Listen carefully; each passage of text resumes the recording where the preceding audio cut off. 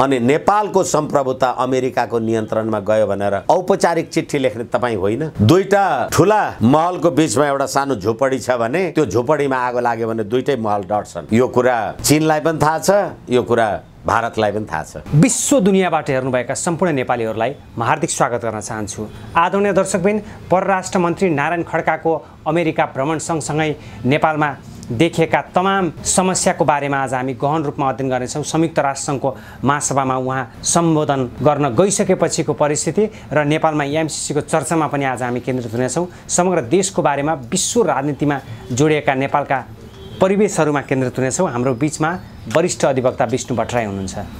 राजनीतिक विश्लेषक तथा वरिष्ठ अधिवक्ता विष्णु भट्टराई सर, नमस्कार। हजुर, नमस्ते। अब अहिलेको परिस्थितिमा डाक्टर नारायण खड्का परराष्ट्र मन्त्रीमा नियुक्त हुनुभएको छ। नियुक्त भए लगत्तै उहाँ न्युयोर्क प्रस्थान हुनुभएको छ। संयुक्त राष्ट्रसङ्घको महासभामा भाग लिन उहाँ न्युयोर्क जानुभएको छ। यो परिस्थितिमा उहाँको नियुक्ति सँगसँगै नियुक्ति हुने लगत्तै उहाँ अमेरिका भ्रमणमा जानुलाई तपाईँले कसरी हेर्नुहुन्छ? यो परिपाटीलाई हेर्नुहोस् न, डाक्टर नारायण खड्का परराष्ट्र मन्त्री भइसकेपछिको त्यो केमिस्ट्रीलाई।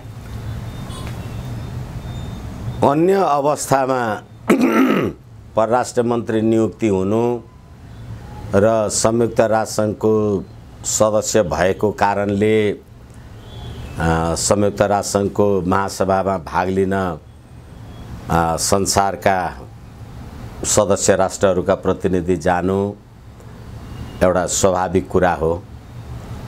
तर अत्यन्त लज्जास्पद र घृणाको विषय के हो भने हाम्रो देशको अहिले परराष्ट्र मन्त्री हुनुभएको नारायण खड्काजीले मलाई लाग्छ संसारका अरू देशका मन्त्रीहरू अथवा प्रतिनिधिहरूसित के कुरा गर्नुहोला। एक, तपाईँ परमादेशको सरकार नेपाली जनताको सरकार होइन। अर्को कुरा, तपाईँले परमादेशद्वारा सरकार बनेको अहिले 70 दिन पुग्न लाग्यो। तपाईँको देशमा तपाईँको देशको प्रतिनिधि सभाको 165ले तपाईँहरू सरकारमा पुग्नु भएको छ। अहिलेसम्म एउटा विधेयक पास गर्न सक्नुहुन्न, मन्त्री परिषदलाई पूर्णता दिन सक्नुहुन्न, बजेट ल्याउन सक्नुहुन्न, एउटा विधेयक पारित गर्न सक्नुहुन्न र गर्दा गर्दै अर्को कुरा त लज्जाको कुरा, अहिले नेपाल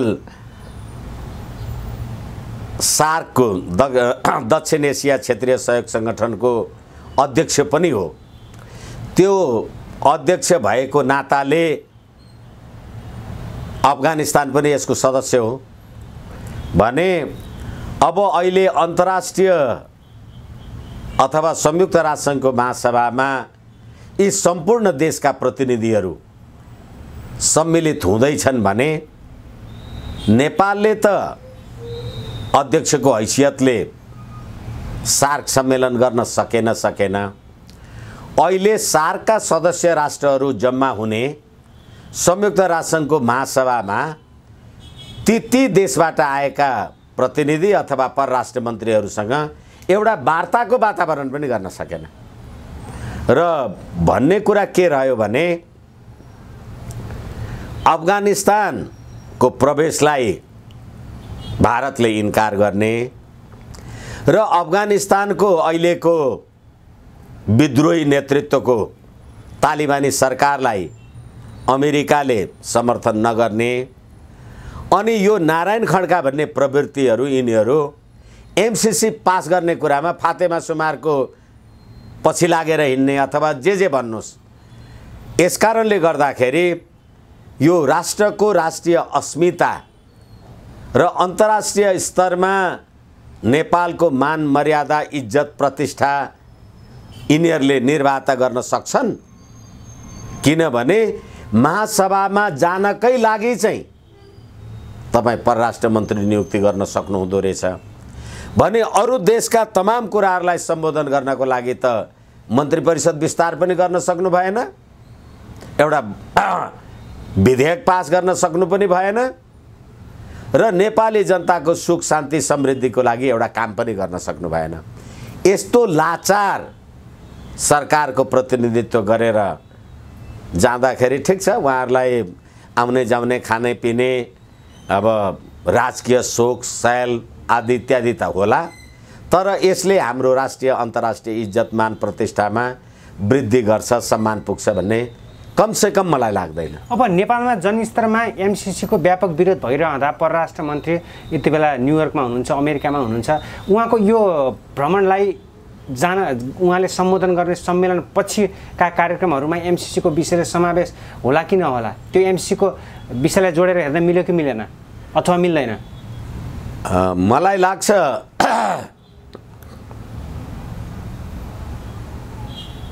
2017 मा यिनै शेरबहादुर देउवा प्रधानमन्त्री हुँदा $2.5 बिलियन को बुढी गण्डकी प्रोजेक्ट परियोजनाबाट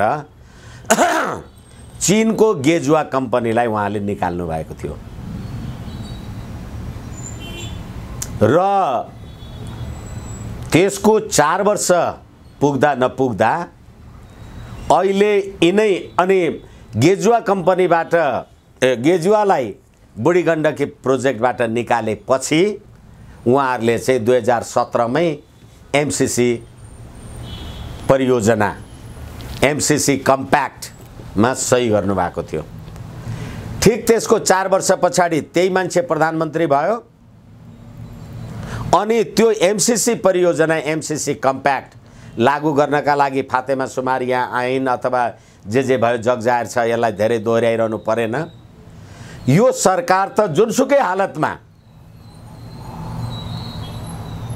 भदौ 18 गते त विज्ञप्ति नै निकालेर देशको आम सञ्चारलाई, देशका सामाजिक राजनीतिक अभियन्तालाई एमसिसी को विरुद्धमा नबोल्ने उर्दी जारी गरेको थियो। अब त्यही नारायण खड्का, त्यही सरकार, त्यही पात्र, त्यही प्रवृत्ति न्युयोर्कमा पुगेपछि उनीहरूले अमेरिकी सरकार, फातेमा सुमार, एमसिसी लगायतका विषयमा औपचारिक रूपमा त नेपाली जनताको ताकतको अगाडि यिनीहरूको केही लागेन, तर प्रभु भनेर यिनीहरू फेरि पनि दर्शन गरेर आउँछन्। र म तपाईलाई एउटा कुरा भनौँ, अहिले एउटा सार्वजनिक लेख मैले हेर्दै थिएँ, एउटा चीन लक्षित आर्टिकल सार्वजनिक भएको छ। त्यसमा के भनिएको छ अरू धेरै कुराहरूका अतिरिक्त भने अमेरिकाले नेपालका राजदूत, नेपालका प्रधानमन्त्री, नेपालका मन्त्रीहरूसम्म हैकम फैजाउन सक्छ, हैकम जमाउन सक्छ, तर नेपालका 3 करोड जनतालाई धम्की दिन सक्दैन भन्ने चाहिँ अहिले फातेमा सुमारको फिर्तीले प्रमाणित गरेको छ भनेर भनेको छ। यो अवस्थामा मलाई लाग्छ यो नारायण खड्काले सार्वजनिक र औपचारिक रूपमा एमसिसी को बारेमा पक्षमा कुनै कुरा बोल्ने ताकत हिम्मत राख्न सक्दैनन्। यदि त्यो भयो भने त्यो नेपाल र नेपालीका लागि दुर्भाग्यको विषय हुन्छ, किनभने यही गठबन्धनको सरकारको अब यही माधव कुमार नेपाल भन्नुस्, पुष्पकमल दाहाल भन्नुस्, यिनीहरू मिलेनियम च्यालेन्ज कर्पोरेसन संशोधन गरेर लागू हुनुपर्छ भन्छन्। फातेमा सुमार अथवा एमसिसी प्रोजेक्ट उनीहरू भन्छन् अब हस्ताक्षर भइसकेको सम्झौता संशोधन हुन सक्दैन भन्छन्। तपाईं संशोधन गर्नुहुन्न, नेपालको सम्प्रभुताको खिलाफ छ। संशोधन गर्नुहुन्छ, हामी संशोधन गर्दैनौँ उहाँ भनेर उहाँहरूले भन्नुभएको छ। र मैले धेरै आम सञ्चारमा भनेको छु र यो अरू हजारौं पटक भन्नुपर्छ नेपाली जनतालाई। नेपाल सरकारले एमसिसीलाई सोधेको 11 बुँदाको प्रश्नमा अमेरिकाको वर्तमानमा भएको कानुन भविष्यमा बन्ने नीतिको उल्लङ्घन भएमा सम्झौता अन्त्य गर्ने भन्ने प्रावधानले नेपालको आफ्नो अस्तित्व सार्वभौम अधिकार नै अमेरिकी नियन्त्रणमा परेको देखिनाले तपाईको देशको सार्वभौम अमेरिकाको नियन्त्रणमा पर्यो। कसले गरेको सही? नेपाल सरकारले। कसको नेतृत्वको सरकार? यही शेरबहादुर देउवाको सरकारले। कसले गरे सही? यही ज्ञानेन्द्र बहादुर कार्कीले। नेपालको सम्प्रभुता अमेरिकाको नियन्त्रणमा पर्ने कागजमा सही किन गर्नुभयो? अनि अमेरिकाको वर्तमानमा भएको कानुन भविष्यमा बन्ने नीतिको उल्लङ्घन भएमा नेपाली जनतालाई अमेरिकामा के कानुन बनाएको छ थाहा छ? भविष्यमा अमेरिकाको कस्तो नीति होला थाहा छ? त्यो पास गर्न यिनीहरू हिँडेका। एबिसी खबर एमसीसी पास गर्न र नेपालको सार्वभौमिकता भन्दा एमसीसी मासतिर छ भनेर उनीहरूले जवाफ दिए। त्यो पनि सुन्नुस्।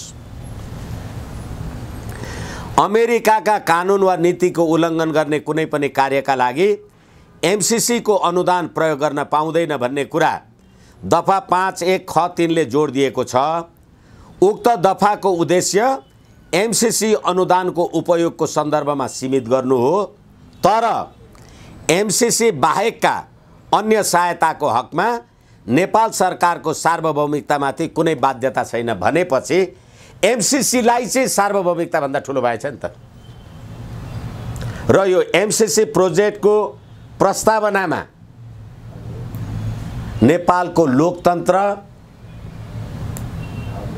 विधिको शासनका निमित्त भनेर लेखा छ। अब नेपालको सुशासन र लोकतन्त्र अमेरिकाले थाम्दिने हो र त्यसै अन्तर्गतको यो सरकार, त्यसै अन्तर्गतको यो परमादेश। यसैले गर्दा मलाई लाग्छ धेरैचोटि हामीले कुरा गरिसकेका छौँ, यो प्रणालीले नेपालको सार्वभौम सत्तामाथि नै अमेरिकाको नियन्त्रण रह्यो भनेर चिठी पत्र गरिसकेपछि अब नेपाली जनताले आफ्नो सार्वभौम सत्ताको बारेमा सोचुन्, अथवा आम सञ्चारहरूले पनि यो देशको सार्वभौम सत्ताको बारेमा सोचुन् र नेपाली जनताले कस्तो प्रणाली ल्याएछन्, कस्ता पात्रहरूलाई नेपाली जनताले प्रजातान्त्रिक अधिकार भनेर मत दिएर कसरी राज्य सत्तामा पुर्याएछन्, नेपाली जनताले अब विचार गरून्। नेपाली जनताको राष्ट्रिय भावनाले काम गरोस् र नेपाली जनता त्यसको प्रतिकारका लागि सडकमा उत्रियो। अब एमसीसीका सम्झौतामाथि भएका विविध बुदाहरू पढ्दाखेरि केलाउँदाखेरि नेपालको सार्वभौमिकता, नेपालको संविधानमाथि नै प्रश्न उठ्ने गरी जुन किसिमका सहमति भएका छन्, त्यो अवस्थामा नेपाल सरकार अथवा नेपालको नेतृत्व किन लाचार बनेको होला? लाचार बनेको मात्रै होइन शेषमणिजी, यो नेपाली काङ्ग्रेसको एउटा कुनै पात्रले एमसीसी को विरोध गर्ने नेपाली जनताले एमसीसी को विरोध गर्ने भनेको कुकुरलाई घिउ नपचे जस्तो हो भनेर भन्यो आम सञ्चारमा, फेसबुकमा। नेपाली जनतालाई कुकुर भनेर एमसीसी लागू गर्ने यी जस्ता राष्ट्रघातीहरू को हुन सक्ला? अनि फातेमा सुमारले त संसदबाट पारित नभइकन एमसीसी लागू हुँदैन भनेर त जाँदा जाँदै भनेर गइन्। विदेशी अनुदान रोकिदिने कुरा पनि गरिन्। अनि नेपाली जनताले सडकबाट एमसीसी को विरोध गरे, तर प्रतिनिधि सभामा बसेका नेपाली जनताका प्रतिनिधि हेर्नुस् त यिनीहरूको हाल।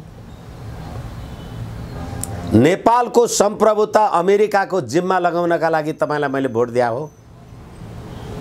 होइन भने नेपाली जनताको प्रतिकार खोइ। अब 50 करोडको अनुदानको सहायता अहिले तपाईँले भन्दै हुनुहुन्थ्यो, अरू पनि सहायता आदि इत्यादि रोकिन्छ कोनी के भनेर भनेपछि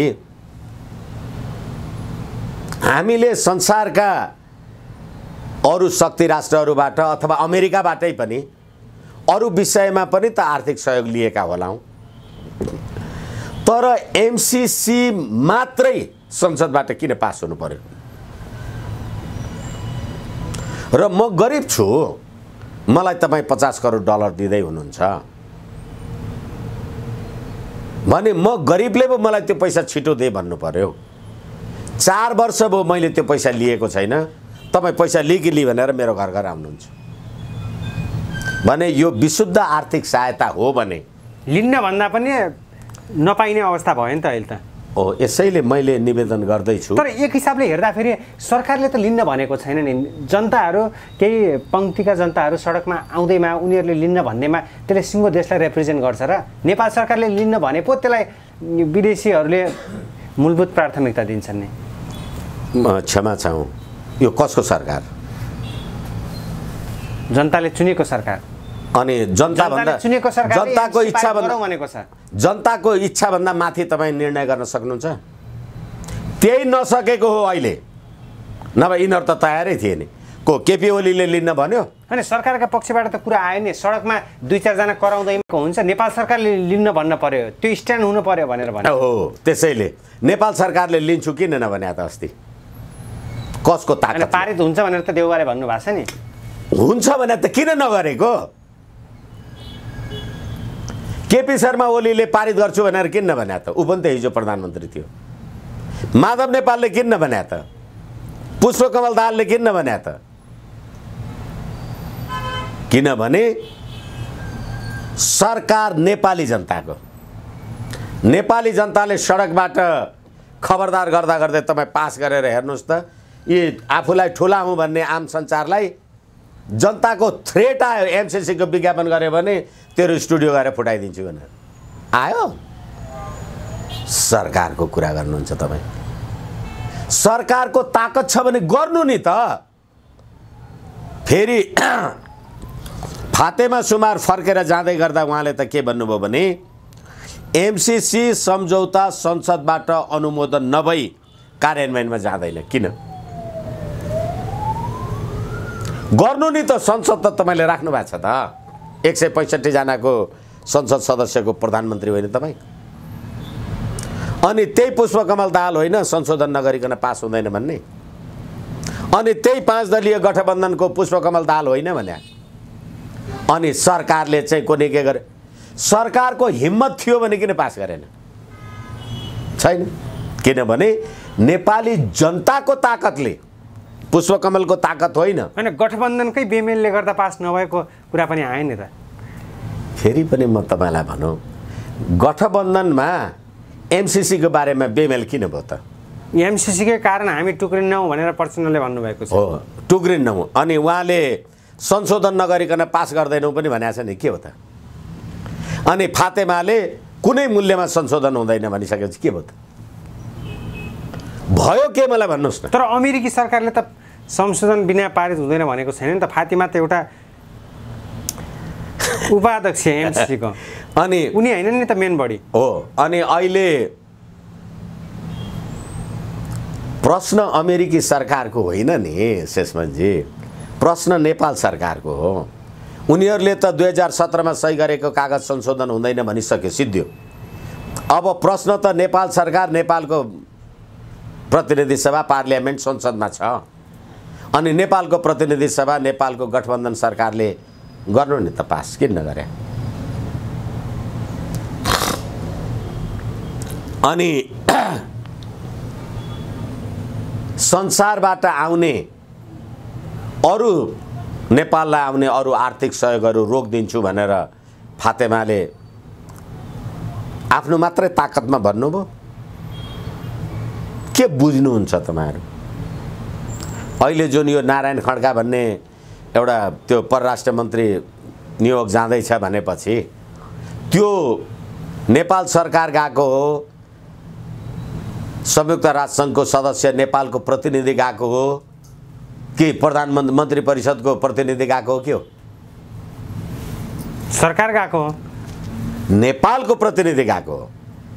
त्यसकारणले त्यो सरकार गयो भने प्रमुख प्रतिपक्षी दलको चाहिँ गएको होइन, नेपाली जनताको चाहिँ गएको होइन। जुन राजनीतिक दलहरूको संसदमा प्रतिनिधित्व छैन तिनीहरूको चाहिँ गएको होइन, नेपालको प्रतिनिधि गएको। तिम्रो हिम्मत छ? किनभने तेरै गठबन्धनको सरकारका माधव कुमार नेपालले पास गर्छु किन भने व्हिप पनि नलाग्ने गरेर दल परित्याग गर्दाखेरि पनि दल बदल गर्दाखेरि पनि मन परी गर्न पाउँछस् भन्ने फैसला त भएकै छ त। तर कांग्रेस त लोयल छ नि त एमसीसी को विषयमा, यो कुरालाई मान्न पर्यो कि परेन? हो, त्यसैले मैले तपाईँलाई अघि भने कांग्रेसले त प्रतिनिधि रूपबाट नेपाली जनतालाई कुकुर भन्यो एमसीसीमा। नेपाली कांग्रेसले एमसीसी पारित नगर्नु नेपाल कुकुरलाई घिउ नपचे जस्तो नेपाली जनतालाई एमसीसी नपचेको भनेपछि नेपाली जनतालाई कुकुर भन्ने सरकार हुन्छ, जनताको सरकार हुन्छ। अनि सम्पूर्ण नेपाली जनता चाहिँ नजान्ने, त्यो नेपाली कांग्रेसको एउटा पात्र चाहिँ त्यति सबै कुरा जान्ने र जनतालाई कुकुर भन्ने। अनि जसलाई तपाईँले भोट दिएर पठाउनु भयो त्यसले तपाईँलाई कुकुर भनिरहेछ। कुकुर मात्रै भनेन, अमेरिकाको नीति र वर्तमानमा भएको कानुनले देशको सम्प्रभुता एमसीसीमा सहीछाप गर्दा अमेरिकाको अधीन भयो, उहाँले लेख्नुभयो। अनि त्यसको विरोध गर्नेहरू कुकुर भए। गणतन्त्र, संघीयता, धर्मनिरपेक्षता, त्यसो भए तपाईँ ठ्याक्कै भनिदिनुहोस्, एमसीसीको विषय पार लाग्ने विषय हो अथवा 4 वर्षको समयमा पनि पारित भएन, नेपाल सरकारले न त यसलाई फिर्ता लैजाऊ न त हामी पारित गर्छौँ भन्न सकेको छ, के हुने हो? यो टरेर जाने विषय हो अथवा खारिज हुन्छ अथवा के हुन्छ? यो त नेपालको आकाशमा रुमल्लिरह्यो नि यो विषय। होइन, यो त तपाईँको प्रश्न मेरो उत्तर अथवा मेरो प्रश्न तपाईँको उत्तर भन्दा पनि यो सरकारले वैधानिक रूपमा नेपालको सम्प्रभुता अमेरिकाको नियन्त्रणमा गयो, अमेरिकी नियन्त्रणमा परेको देखिनाले देख्यो। अब मेरो देशको सम्प्रभुता अमेरिकाको नियन्त्रणमा परेको देख्यो भने मेरो देशको सम्प्रभुता अर्को देशको नियन्त्रणमा परेको देख्ने कागजलाई तपाईँ अनुमोदन गर्नुहुन्छ? किन लेख्नुभयो र कहिले लेख्नुभयो? 2021 मा। सही कहिले गर्नुभयो? 14 सेप्टेम्बर 2017 मा। के पढेर सही गर्नुभयो? कसले भनेर सही गर्नुभयो? कसले भनेर एमसीसी प्रोजेक्टमा नेपालको सार्वभौम सत्ताको विपक्षमा अमेरिकाको नियन्त्रणमा हुने गरी कागजमा सही गर्ने तपाईलाई अधिकार छ? हाम्रो सन्धि ऐन, हाम्रो संविधान, यिनीहरूले बनाएको संविधान नेपालको स्वाधीनता, सम्प्रभुता, राष्ट्रिय एकता, अखण्डताको विरुद्धमा कहीँ सहीछाप कागज गर्न पाइँदैन। के गर्नुभयो यो? अनि त्यसलाई पास गर्ने भन्ने तपाईँ लाज छैन? अनि जनताले विरोध गरे भनेर कुकुरलाई घिउ नपचेको भनेर जनतालाई कुकुर भन्ने तपाईँ? अनि त्यही एमसीसी को बारेमा नेपाली जनता सडकमा आए भनेदेखि अनि तपाईँ फातेमा सुमारको चाकरी गर्ने तपाईँ? यस कारणले गर्दाखेरि तपाईहरू को अमेरिकी पिआर लिएर बस्नु भएको छ, उतै उतै गए हुन्छ। तर एमसीसी नेपालको राष्ट्र, राष्ट्रियता, राष्ट्रिय हित, एकता, शान्ति, समुन्नति, समृद्धि कुनै अर्थमा पनि र विशाल एसियाका सर्वशक्तिमान राष्ट्रहरू भारत र चीनको बीचमा हामी जे बसिरहेका छौँ, अमेरिकी भौगोलिक रणनीतिक स्वार्थ पूरा गर्ने एमसीसीलाई पारित गरेर हामी असंलग्न परराष्ट्रको विरुद्ध चीनसँगको दुश्मनी मोल्दैनौँ। हामीलाई आवश्यक पनि छैन। नेपाल सरकारको स्ट्यान्ड त नेपाल एक चीन नीतिको पक्षमा सधैँ उभिन्छ भनेर त विद्यादेवी भण्डारीले भन्नुभएको छ। ठिक छ, भन्नु भएको छ। चीनसँगको सम्बन्ध कसरी खडल हुन पुग्छ? हो, चीनसँगको रसुवा केरुङ काठमाडौँ रेलमार्ग र अमेरिकासँगको केरुङ रसुवा काठमाडौँ बुटवल विद्युत प्रसारण लाइन र अनि पिच रोड, त्यो चीनले बनाएको रेल कुद्छ कि अमेरिकाले बनाएको मोटर कुद्छ त्यो बाटोमा? के हुन्छ? BRI र MCC प्रोजेक्ट टक्राव हुन्छ। अनि अहिले भर्खरै हामी सुरु गऱ्यौँ, भर्खरै हामी अघि कुरा गऱ्यौँ। तपाईँ सार्कको अध्यक्ष, अफगानिस्तान तपाईँको सदस्य राष्ट्र हो। तपाईँले भारतको प्रभावमा रहेर अहिले परराष्ट्र मन्त्री अमेरिका गए पनि साइडलाइन मिटिङ गर्न सकेन। कसको ताकतले? भारतको बलले। चीनलाई सार्कमा ल्याउनु पर्छ भन्दाखेरि राजा ज्ञानेन्द्रको त्यो हाल कसले बनायो? र अफगानिस्तानबाट 61 वटा देशका राजदूतावास, आफूलाई प्रजातान्त्रिक भन्ने देशका राजदूतावास अथवा कन्सुलेट जनरल अफिसरहरू जे फर्किँदा रुस र चीनका त राजदूतावासहरू अफगानिस्तानमा कायम रहे नि। अहिले नेपालले साइडलाइन वार्तामा सार्कको अध्यक्षको हैसियतले संयुक्त राष्ट्रसङ्घमा वार्ता गरेमा के हुन्थ्यो? यसमा पनि तपाईँ MCC देख्नुहुन्न। यस कारणले गर्दाखेरि यो हाम्रो र फेरि पनि राजा वीरेन्द्रको टाइममा संसारले मानेको 116 राष्ट्रको शान्ति क्षेत्र नेपाल, यसलाई आज तहस नहस पार्ने यही गणतन्त्र होइन? यही वर्तमान राज्य प्रणाली होइन? अनि नेपालको सम्प्रभुता अमेरिकाको नियन्त्रणमा गयो भनेर औपचारिक चिठी लेख्ने तपाईँ होइन? अनि तपाईँले बनाएको तपाईँको संविधानमा नेपालको सम्प्रभुताको विरुद्ध कहीँ सही छाप गर्न पाइँदैन र सम्प्रभुताको विरुद्धको काम कारबाही राष्ट्रघात हुन्छ भनेपछि तपाईँलाई पक्रेर कारबाही गर्नुपर्ने कि तपाईँलाई मन्त्री र प्रधानमन्त्री बन्नुपर्ने? यसैले गर्दा हामी दक्षिण एसियाका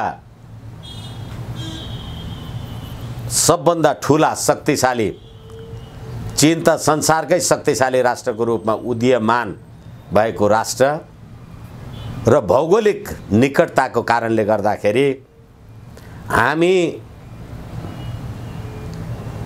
हाम्रो घरमा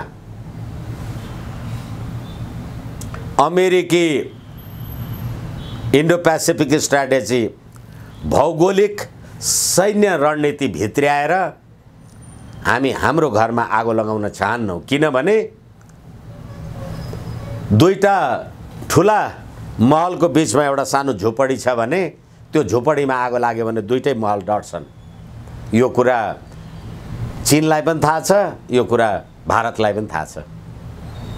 र भारतसँगको हाम्रो सांस्कृतिक, धार्मिक, पारम्परिक सम्बन्ध आफ्नो ठाउँ र चीनसँगको हाम्रो भौगोलिक निकटता र मित्रताको निरन्तरता, त्यो कुरालाई चुनौती दिनका लागि 50 करोड डलरको नाउँमा मिलेनियम च्यालेन्ज कर्पोरेसन हामी स्वीकार गर्न सक्दैनौँ। अब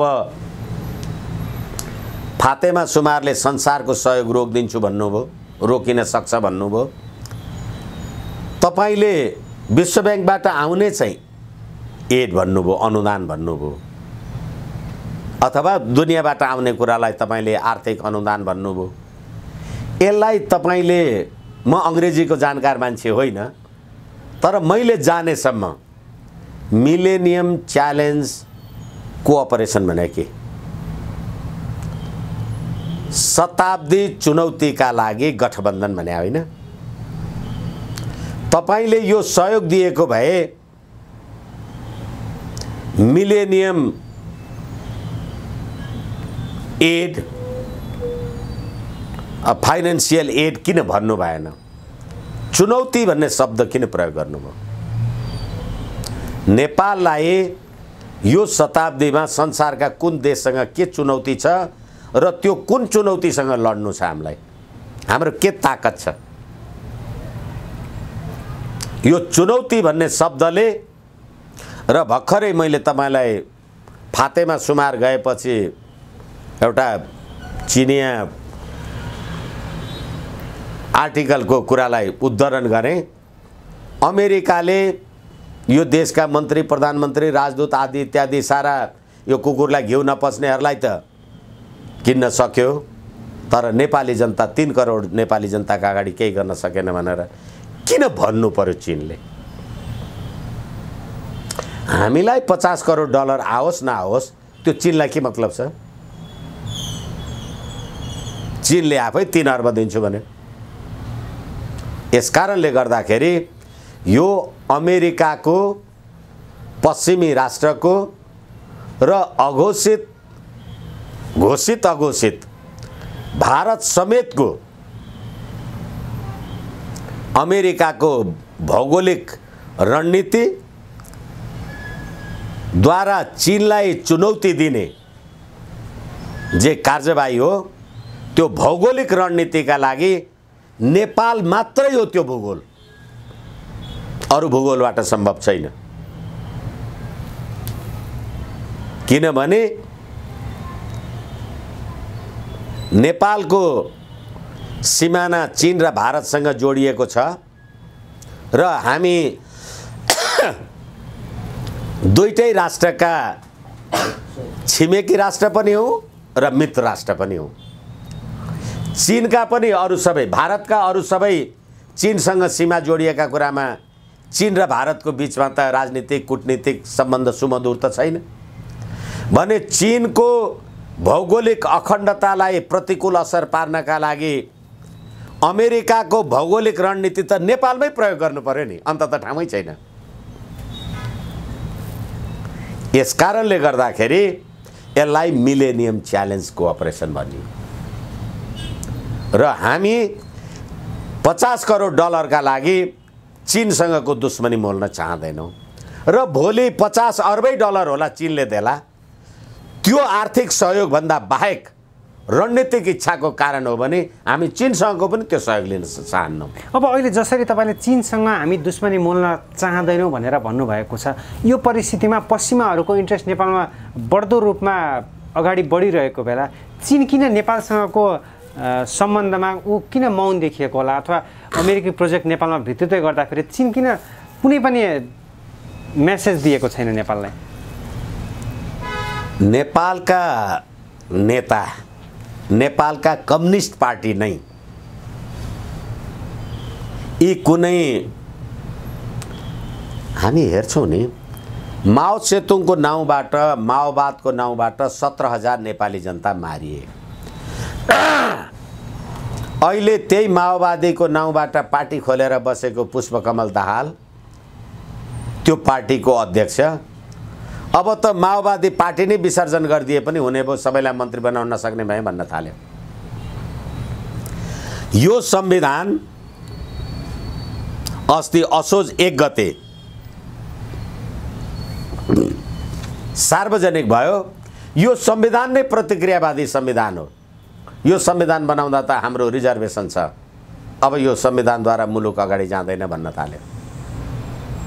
अनि त्यही चिनिया पक्षधर अथवा चिनिया पक्षबाट लेखिएको एउटा आर्टिकलमा तत्कालीन नेकपा तथा चिनिया कम्युनिस्ट पार्टीले द्विपक्षीय सम्बन्ध विस्तारका लागि एमओयूमै हस्ताक्षर गरी नेपालमा कम्युनिस्ट शासनको स्थिरताका लागि काम गर्ने भनेका थिए। तपाईं हामी सबैलाई थाहा छ, कोरोना महामारीको बेलामा पनि भर्चुअल मिटिङ गरेर चिनिया कम्युनिस्ट पार्टीको अन्तर्राष्ट्रिय विभाग अथवा यी चिनिया कम्युनिस्ट पार्टी र नेपालको कम्युनिस्ट पार्टी त्यतिखेरको नेकपा, प्रचण्ड, माधव नेपाल, केपी शर्मा ओली एकै ठाउँ भएको पार्टीमा उनीहरूले मेमोरेन्डम अफ अन्डरस्ट्यान्डिङमा हस्ताक्षर गरे कम्युनिस्ट शासनको सुशासन, शासनको दीर्घायुको लागि। तर नेपालमा गणतन्त्र, संघीयता र धर्मनिरपेक्षता कसले ल्याइदियो? 12 बुँदे समझदारीमा त चिन छैन। अनि मैले तिम्रो लागि 12 बुँदे समझदारीकोमा निर्णायकत्व निभाउने अनि चिनसँगको तेरो गतिविधि हुने भनेपछि नेपालका कम्युनिस्टले चिनसँगको एमओयू कायम राख्न सकेनन्। त्यसैले नेपालको कम्युनिस्ट पार्टीको सत्तै ढल्यो, 2/3 सत्तै ढल्यो। अनि त्यो सत्ता ढल्ने कुरामा यिनै पुष्पकमल दाहाल विदेशीको कम्फर्टेबल सरकार खोजे। मानवाधिकार विधिको शासन कोनी के भने के उनले त्यो विदेशीको कम्फर्टेबल सरकार भनेर चिन भने हो। विदेशी पत्रकारहरूसँग प्रेस कन्फरेन्स गरेर हामीले प्रजातन्त्रका लागि यत्रो काम कारबाही गर्यौँ भनेर यिनै प्रचण्डले भने। आज यिनै प्रचण्ड यो संविधान प्रतिक्रियावादी हो भन्न थाले भनेदेखि अब चिनले नेपालका कम्युनिस्टलाई पत्यार गर्ने हो। हिजो नेपालमा राज संस्था हुँदाखेरि त अमेरिकी पश्चिमी शक्तिहरूको बलमा खम्पा विद्रोह लगायतका काम कारबाही हुँदाखेरि नेपालबाट त चीनको सार्वभौम सत्ताको विरुद्ध, भौगोलिक अखण्डताको विरुद्ध त हरेक काम कारबाही गर्न त राज संस्थाले, राजाको नेतृत्वमा रहेको राज्य सत्ताले रोकेका थियो नि। अहिले लिपुलेक लिम्पियाधुरा र कालापानीको मार्ग हुँदै अमेरिकी सैन्यलाई, रणनीतिलाई मानसरोवरसम्म पुग्नका लागि यो राज्य व्यवस्थाले व्यवस्थित नियमित गर्न सक्यो। तपाईँ कसको खाएर आउनु भएको छ? तपाईँ ट्यागको रूपमा चाहिँ कम्युनिस्टको छाप लगाउने अनि सम्पूर्ण काम कारबाही चाहिँ नेपालको राजदूत माइक पम्पियोले भनेर नियुक्ति गर्ने सार्वजनिक भएको हो।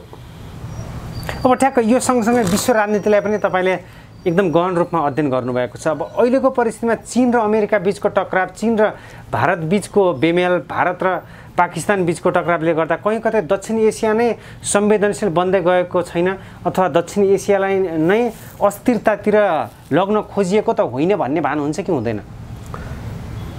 यो एमसीसीलाई हामीले इन्डोर्स गर्यौँ भने, जहाँसम्म मेरो विश्वास छ, मेरो विश्लेषण छ र म दृढ निश्चय छु, तपाईले नेपाललाई अफगानिस्तान हुनबाट बचाउन सक्नुहुन्न। त्यो अस्थिरतामा जान्छ, त्यो दलदलमा जान्छ। किनभने हामीले धेरैचोटि कुरा गरिसकेका छौँ। 77 पुस 5 गते तत्कालीन प्रधानमन्त्रीले प्रतिनिधि सभा विघटन गर्दा चीनको अन्तर्राष्ट्रिय विभागका उपप्रमुख केयु भन्ने मान्छे आएर नेपालका कम्युनिस्टहरूको विवादलाई मिलाउने प्रयास गर्नुभयो र सक्नु भएन। उहाँले फर्केर जाँदा जाँदै शेरबहादुर देउवालाई पनि भेटेर जानुभयो। जाँदा जाँदै नेपालको राजनीतिक अस्थिरताले चीनको सुरक्षा व्यवस्थामा प्रतिकूल असर नपरोस् र त्यतिखेरका प्रधान सेनापति पूर्णचन्द्र थापाले पछिल्लो पटक प्रतिनिधि सभा विघटन हुँदा हाम्रो देशमा रहेको राजनीतिक अस्थिरताले मुलुकको राष्ट्रिय सुरक्षामा चुनौती उपस्थित भएको छ भन्ने कुरामा सेना सजग छ भन्यो। कसले ल्याएको यो वातावरण? नेपाली जनताले। र यो दुईटा कुरा मैले तपाईलाई अहिले जसरी निवेदन गरेँ र यो असुरक्षा पैदा गर्नमा त्यो निर्णायक शक्ति भनेको 12 बुँदे समझदारी गराउने शक्ति होइन। अनि त्यही 12 बुँदे समझदारीका यी हस्ताक्षरकर्ताहरू होइनन् अहिलेको राज्य व्यवस्थाका, र तिनैले नै नेपालको सम्प्रभुता अमेरिकाको नियन्त्रणमा पुग्यो भनेर चिठी लेख्या होइन। यस कारणले गर्दाखेरि तर मलाई लाग्छ नेपालमा एमसीसी को माध्यमद्वारा अफगानी प्रकरण हुनुभन्दा हामीले भर्खरै कुरा गरिसक्यौँ संयुक्त राष्ट्रसङ्घमा नेपाल सार्क राष्ट्रको अध्यक्ष भएको कारणले गर्दा साइडलाइन वार्ता गर्नका लागि भारतको अनिच्छामा, किनभने अहिले पनि तालिबानी सरकार, अफगानिस्तानसँग भारतको तिक्तता र अफगानिस्तान पनि संयुक्त सार्कको सदस्य भएको कारणले गर्दा नबोलाए पनि, मिटिङमा नबोलाए पनि अफगानिस्तानको प्रतिनिधि बैठकमा आयो भने के गर्ने भनेर गेट क्र्यास भन्दो रहेछ क्या यो डिप्लोमेटिक टर्ममा, अखबारमा हेरेको थिएँ मैले। त्यो क्र्यासबाट तर्सियो, भारत पनि तर्सियो र भारत तर्सिने बित्तिकै भारत नआउने भएपछि त अरू मात्रै राष्ट्र बोलाएर त फेरि सार्क बैठक त नहुने भयो। त्यस कारणले गर्दा भारतलाई खुसी बनाउन, अमेरिकालाई खुसी बनाउन, किनभने तालिबानी सरकार त अमेरिकाको पनि त विरुद्धमा छ अनि यिनीहरू एमसीसीमा सही गर्न लागिराखेका छन्। पश्चिमाहरूको दक्षिण एसियामा इन्ट्रेस्ट र नेपालमा एमसीसी पारित हुने अवस्था आयो भने के हुन्छ? मलाई लाग्छ फेरि पनि त्यो कुरा दोहोरिन्छ, हामी अफगानिस्तानभन्दा खराब अवस्थामा पुग्छौँ। त्यो जर्जर, त्यो द्वन्द्वमा नेपाल पर्न सक्छ होइन, मलाई लाग्छ अहिले हामीले जे हेरिराखेका छौँ सामरिक रूपले नभए पनि कूटनीतिक, राजनीतिक र वैचारिक रूपले त्यही एमसीसीकै बारेमा हामी यत्रो द्वन्द्व गरिराखेका छौँ। द्वन्द्वमा फँसेका छैनौँ हामी। नेपाली जनतालाई कुकुर भन्न थाले यो देशका पार्टीहरूले। त्यसो भए अब यी सबै परिस्थितिबाट जोगिनको लागि नेपालले अवलम्बन गर्ने बाटो के हो? कसरी अगाडि बढ्न सक्छ? हामीले अपनाएको असंलग्न परराष्ट्र नीति र राष्ट्रिय एकता, अखण्डता, स्वाधीनता, सम्प्रभुताको प्रतीक भनेर जसरी संविधानमा तपाईँले राष्ट्रपतिलाई लेख्नुभयो, गणतन्त्र राष्ट्रिय एकताको प्रतीक हुन नसक्ने रहेछ। राष्ट्रपतिका बारेमा कति आलोचना गरे यिनै गणतन्त्रवादीहरूले, राष्ट्रपतिको एउटा महिला हुँदाहुँदै पनि चरित्रमाथि पनि प्रश्न उठाएर जे जस्तो काम कारबाही गरे। वास्तवमा राज संस्थाको निरन्तरता नै यो देशको सम्प्रभुताको रक्षक पनि हुन सक्ने रहेछ, राष्ट्रिय एकताको प्रतीक पनि हुन सक्ने रहेछ। र हिजो हामीले हेऱ्यौँ 116वटा राष्ट्रले मानेको शान्ति क्षेत्र नेपाल आज युद्धभूमि हुने हो कि भन्ने त्रासमा अहिले हामी जे कुरा गरिराखेका छौँ, यसको सबै कुलङ्गार काम कारबाही यही अहिलेको वर्तमान राज्य व्यवस्था हो। त्यसकारणले यसको अन्त्यद्वारा र हिजो हामीले जुन 116 राष्ट्रले नेपाललाई शान्ति क्षेत्र कायम गरेका थियो, त्यो अवस्थामा नेपाललाई नपुर्याइकन हाम्रो अवस्था, अस्तित्वमाथि यो प्रकारको धावा र अस्थिरता रहिरहन्छ। हस्, समसामयिक नेपालको राजनीति सँगसँगै विश्व राजनीतिका घटनाक्रममा केन्द्रित र नेपालसँग जोडिएर बसेका प्रसङ्गहरूमा केन्द्रित भएर बहसमा सहभागी भएकोमा वरिष्ठ अधिवक्ता विष्णु भट्टराईलाई हार्दिक आभार। हजुर, धन्यवाद, नमस्कार।